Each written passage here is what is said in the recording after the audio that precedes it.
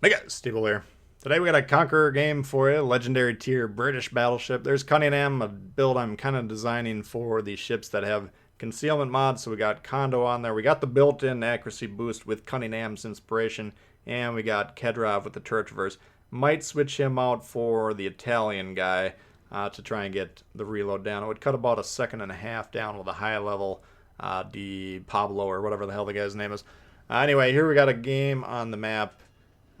Sea of Fortune, middle spawn. We got battleships to both wings. So as long as those battleships kind of stay on their sides, if the one spawn north of A stays over there, the one north of C stays over there, then we can just kind of control the middle here, and that's going to be a very powerful position. Unfortunately, with legendary tiers, the battleships are kind of magnetic, and they kind of attract each other. That clumping up in battleships not profitable. So I'm kind of hoping that that doesn't happen here. We got a destroyer that spawned in the middle. He's going to join the other destroyer on A. Also not profitable. We don't need duplicative efforts, especially when we got two destroyers compared to the three on the other team. So we're already at a disadvantage with the destroyer, and because we're going to stack both of the destroyers right in the same position, it's almost like we got one destroyer per team. They're not spotting, they're not contesting caps like C that we need them to contest. So they're kind of both doing the job of one guy. So unfortunately, not the best deployment from the destroyers, but legendary tier, like most other tiers, usually comes down to which team's destroyers do a better job. And our team destroyers, they end up, aside from this deployment, they end up having a pretty good game here. So what we're trying to do, we're moving south. We're trying to utilize this island directly in front of us, and then we're projecting power. The battleship's strength in World of Warships is the ability to project power over lines, and particularly diagonal lines or crossfire lines if we're comparing our position to our team's position. Unfortunately, most players that play battleships, they don't really understand what they're trying to do with them. They just sit in the back and then they lob shells at the opposing battleships that don't really know what they're doing. They just trade shots until one of them dies. Not really that strong, but what we're doing here, you can see we're pretty centrally located in this map here. So especially we got our guns towards A here, and we are projecting a line there. So all these red ships that we're going to be spotting that are sitting behind these islands, watching the match with the binoculars, if they want to move into A, they're going to have to go through us. Okay, so they have the battleship that spawned north of A. He's just kind of sitting there holding that line. If you want to move a little bit to the west, both of our relative strength would increase because it's easier for us to create crossfires that way the further that we're spread out. But we're fine with what he's doing because basically they're going to be shooting at him or whatever. They're going to be focusing on him. But once our destroyers become less fearful and actually get on A, if those guys want to stop them, how do they do that? They have to move into A to spot those ships. And if they want to move into A from the positions they're located, here we are. We load AP, we blast them. So that's kind of creating crossfires. And you can see on the map, we're pretty close to being able to project the exact same line into C. We're just going to have to minorly adjust our position, and we'll see that as the match goes on.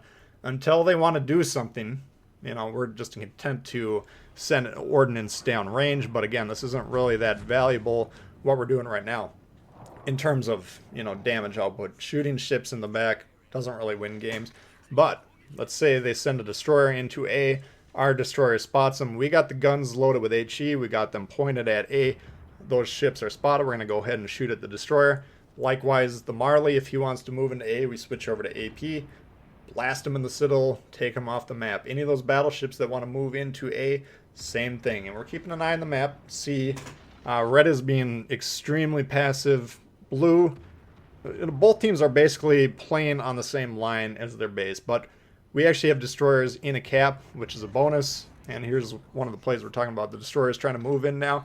Our team's shooting at them. We don't currently have a shot just because we were trying to adjust position to keep firing on. I was trying to get the Marley, basically, is what I was trying to do. See if I can get a line on him, because our team's kind of hesitant to play A, and he's basically the biggest threat into A. But you can see the point I'm trying to make. By playing this kind of position away from the players that they're going to be focusing on our team, then we get these crossfire positions. So that's kind of the main goal here. If they're not going to move into A, then you can say to yourself, well, you're not actually getting that much damage or whatever, but it's the fact that you're here, okay? Whether they know you're there or not really that relevant. If they ignore you, if they're not going to move forward anyways, then it doesn't matter. You're going to win the game, assuming your destroyers capture the base and we got rid of that Z-23 over there. But if they do want to try and win the game, then they move forward. Then we're here to stop them. So, Richelieu, Grover, showdown. Richelieu's got about 40% health. Grover, 50, 60% health.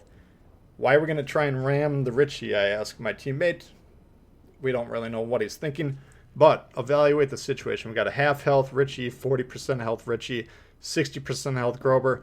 Grover's legendary tier, Richie, tier 7. So is that a good trade? I don't think so. Not in my mind. I wouldn't be trying to ram that ship. And all he had to do was recognize that we're here to support him. Maybe he thought he was going to get killed for some reason. I don't really know why he would be thinking that, but he went for the trade anyways. And now we're trying to say to ourselves, do we continue to sit there pinning that Marley down, or do we support this side over here? Why I'm switching is because we already control A, okay? We're getting those points.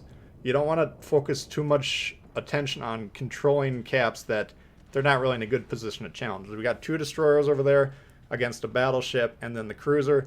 We got 2 cruisers that can hopefully take him down. So I'm thinking to myself, okay, let's just move over just a smidge, and then we're going to be able to project the same power that we were projecting into A.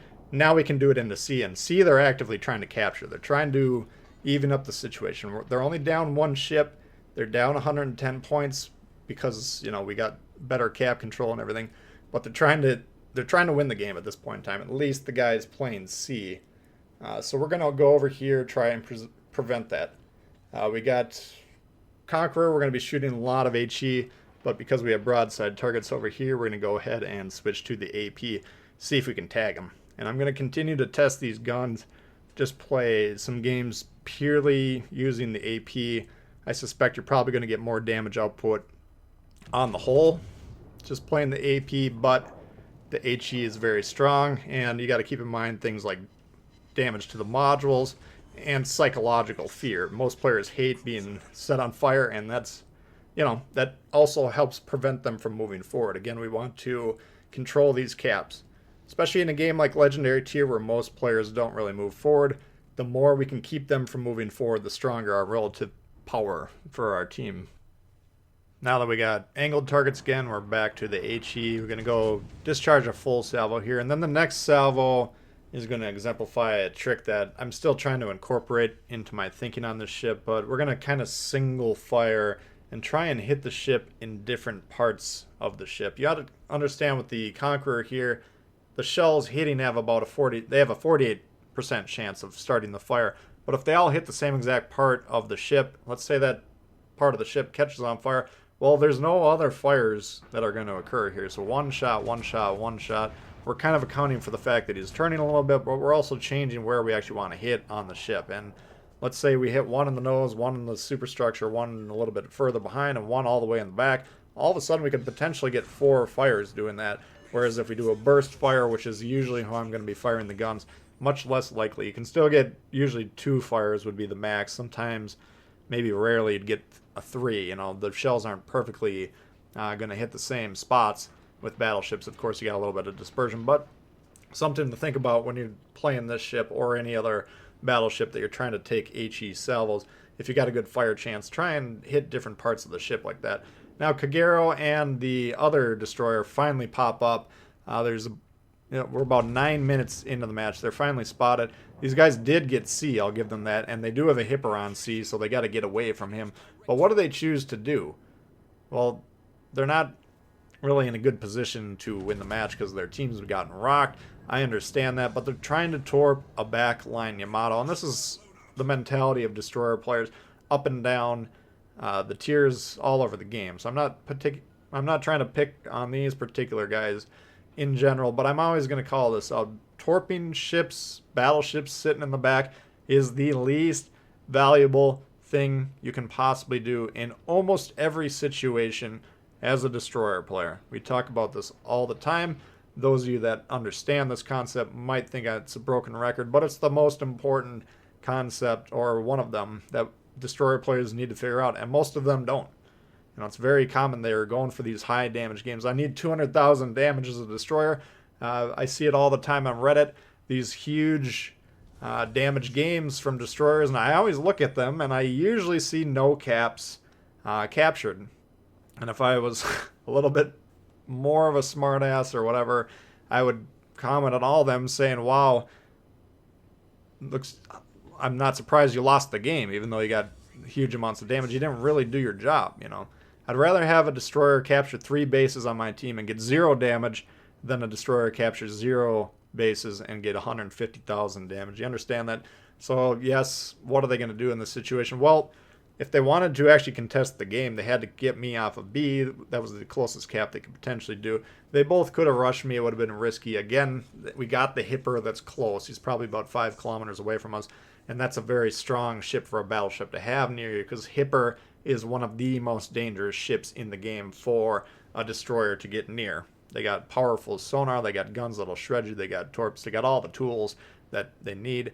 So I understand from that perspective they don't want to come over here, but you know, hitting that Yamato with a torp, yeah, it's a 100-point swing, but at this point in time, you're down 3 caps and you're about to be down 4 caps.